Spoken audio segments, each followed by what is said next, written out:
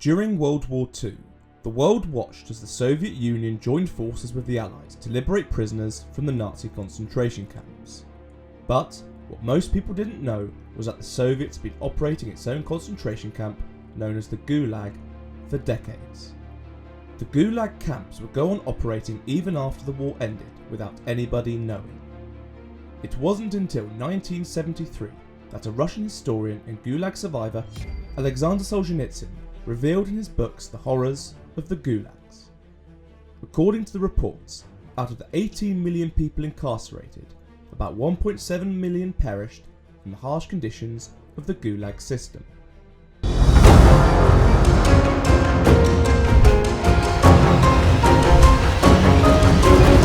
Welcome to the Unveiled History.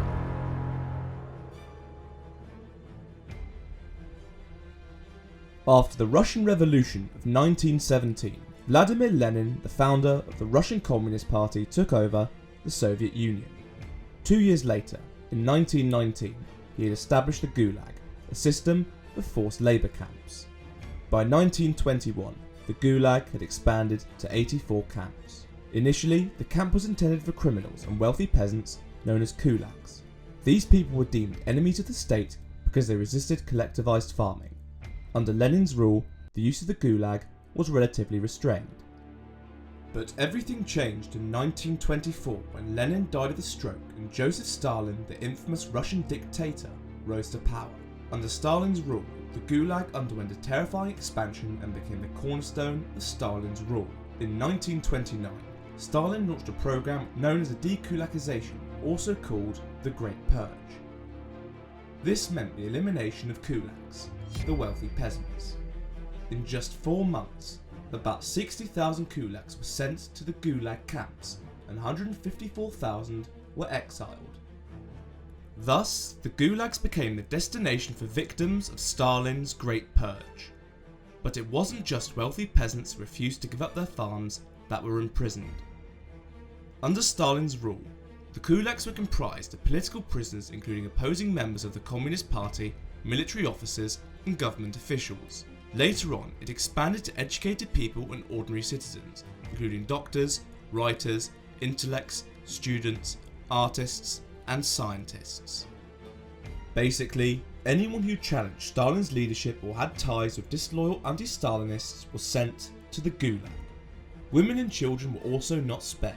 Sometimes victims were randomly picked by Stalin's security police and hauled to the camps without any trial or rights to an attorney. Aside from using the camps to eliminate and suppress his oppressors, Stalin also used the camps to boost industrialization in the Soviet Union and access valuable natural resources such as coal, other minerals and timber. Each of the camps established to accommodate the mass prisoners was assigned distinct economic tasks. These included the exploitation of natural resources, colonization of remote areas and the realization of enormous infrastructural facilities. One such construction that exists till today is the Moscow-Volga Canal. Over 200,000 prisoners armed with little more than picks and shovels dug the 126-kilometre canal. When World War II started, there were about 1.2 to 1.5 million people in the Gulag system prison camps. Now, after the war started, the Soviet Union invaded and annexed the eastern parts of the Second Polish Republic. According to some estimates, hundreds of thousands of Polish citizens and other citizens of the annexed lands were arrested and sent to the Gulag camps. As the war progressed, more prisoners caught by the Soviet Union were either killed or sent to the Gulag. Nevertheless, from 1942 to 1943, during the Great Patriotic War, the population of prisoners in the Gulag began to decline. This was due to a steep rise in mortality. In the winter of 1941, for instance, a quarter of the Gulag's population died of starvation. Between 1941 to 1943, over 500,000 Gulag prisoners died from a combination of their harsh working conditions and the famine caused by the German invasion. According to Russian statistics, this period accounts for the death of half of all Gulag deaths. Now, just before the war started, the prisoners of the Gulag provided forced labour for the Soviet Union. They provided 46.5% of the nation's nickel and 40% of its cobalt, just to name a few. Not surprisingly, in preparation for the war, the prisoners were responsible for the production of arms and supplies for the army. However, they were half as productive as free labourers in the USSR, perhaps due to malnutrition as there were food shortages. In addition to food shortages, the Gulag suffered from labour scarcity at the beginning of the war. This was because the Great Purge was slowed down after the war began. As a result, the Soviet government pushed the Gulag to do more with less. Prisoners were forced to work for long hours on low food rations. After World War II ended, the number of inmates began to increase again, reaching approximately 2.5 million people by the early 1950s. The major reason for the post-war increase in the number of prisoners was a tightening of legislation on property offences in the summer of 1947. This resulted in hundreds of thousands of convictions to lengthy prison terms on the basis of petty thefts in some cases. At the beginning of 1953, the total number of prisoners in prison camps was more than 2.4 million, of which more than 465,000 were political prisoners. Imagine being stripped of your identity and possessions and your name is replaced with a number. Then you are thrown into a world of barbed wire fences, watchtowers and armed guards, where survival becomes your sole focus. What you just imagined was the grim reality of Gulag prisoners. Life in the Gulag was an endless cycle of hunger, fear and exhaustion. The living and working conditions in the Gulag camps depended on the impact of broader events such as World War II and the type of crimes committed. Political prisoners, for instance, were given the worst work or dumped into the less productive parts of the Gulag. They also lived in the worst conditions. In some camps, prisoners were only permitted to send one letter a year and were not allowed to have photos of loved ones. Among the prisoners were those that have become so ragged and lice-ridden that they posed a sanitary danger to the rest. These prisoners have deteriorated to the point of losing any resemblance to human beings. With no food, they collect refuse and even eat rats and dogs. But overall, the administrators in the camps try to maintain the prisoners in conditions that would allow them to engage in productive work. Interestingly, they instituted a number of positive incentives intended to boost productivity. These include monetary bonuses and wage payments, reduction of individual sentences, and preferential treatment. Nevertheless, the conditions were still bad. The prisoners were forced to work on large-scale construction and mining projects.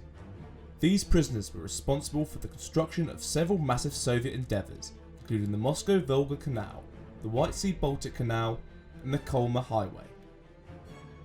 But they had to work with crude, simple tools with no safety equipment. While some spent their days cutting trees or digging at the frozen ground with handsaws and pickaxes, others mined coal or copper with their bare hands. The work was so grueling that some prisoners were forced to cut off their hands with axes or place their arms in a wood stove to avoid work. The worst part was that food rations were tight, and if the prisoners didn't complete their work quotas, they received even less food. The harsh living conditions resulted in violence among camp inmates. Prisoners had to form their own hierarchies and rules in order to survive. Many of them died from starvation and exhaustion, while others were physically assaulted or shot by camp guards.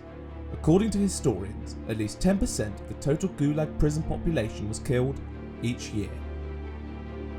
The Gulag system continued to grow until 1953 when Stalin died. After his death, the Gulags began to weaken almost immediately. Within days, millions of prisoners were released. This was thanks to Stalin's successor, Nikita Khrushchev, who was a staunch critic of the camps, the purges, and most of Stalin's policies. But the camps didn't disappear almost immediately until 1987, when Soviet leader Mikhail Gorbachev, the grandson of one of the Gulag victims, officially began the process of completely eliminating the camps. Vasily Kovalyov, a rare survivor of the Gulag system, died at age 89 in 2018, but before his death, he gave an account of the horrors and hardships he faced in the prison. According to Kovalyov, he was found guilty of anti-Soviet sabotage at the age of 20 in 1950. His crime was simply using an old saber to chop vegetables, and for that he was sent to Norilsk in the Russian Arctic. In 1954, he and 2 inmates managed to escape from a camp to a mine, but then someone tipped off the guards, who then came looking for them. According to Kovalyov, the guards blocked the entrance with grills. With no way of coming out, they ended up spending 5 months underground in the dark, starving. After 3 months, they had eaten all their food and had to eat wood shavings to survive. After 5 months underground, they managed to dig a way out through the permafrost and emerged, half blind, like moles. They managed to make it to a nearby town but were unfortunately caught and sent to Kolmia, a notoriously harsh network of labour camps north of Magadan. Kovalyov was eventually released in 1957 when Stalin's successor Nikita Khrushchev declared an amnesty for Gulag prisoners in the post-Stalin thaw. Kovalyov ended his story by saying that until his last breath, he never forgot what the Soviet Union did to millions of people who endured the camps, leaving their best years, their health, and their lives there. Although it's been decades since the Gulag system was eradicated, the dark history of the Gulag continues to haunt generations of Russians. In fact, till today, many survivors are too fearful to discuss their experiences.